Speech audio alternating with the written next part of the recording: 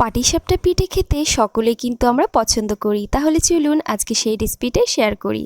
তো সবার প্রথম কিছুটা দুধ গরম করে নিয়ে তার ভেতরে কিন্তু নারকেল দিয়ে দিয়েছি, আর তারপর তার ভেতরে দিয়ে দিয়েছি কিছুটা সুজি। তো চিনি আর নলেন গুড় পরিমাণ মতন দিয়ে এই পুরটা কিন্তু আমি রেডি করে নেব। তো আপনারা চাইলে কিন্তু ক্ষীরের পুর অথবা ছানার পুর দিতে পারেন। এখানে আমি দিচ্ছি নারকেলের পুর, তা সেটা আমি এইভাবেই রেডি করে নিয়েছি। তো পুরটা ততক্ষণে ঠান্ডা হচ্ছে, আমি ব্যাটারটা রেডি করে নেব।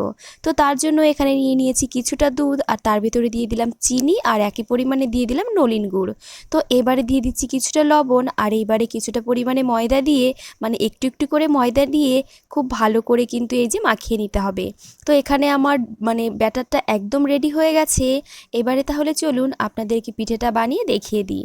তো সবার প্রথম এই যে কড়াইতে কিছুটা তেল ব্রাশ করে নিচ্ছি, আর এইবারে কিছুটা করে ব্যাটার কিন্তু দিয়ে দিচ্ছি। তো ব্যাটার দিয়ে হালকা করে একটু নাড়া দিলে পারে তারপরে কিন্তু এটা আর কিছুটা সময় রান্না করে নিতে হবে।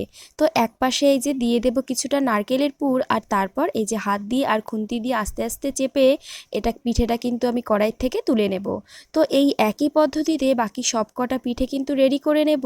তো দেখুন এখানে কিন্তু আমার পিঠে একদম পারফেক্ট হয়ে গেছে, আর এটা দেখতেও যতটা মজাদার লাগছে খেতেও কিন্তু দারুণ হয়।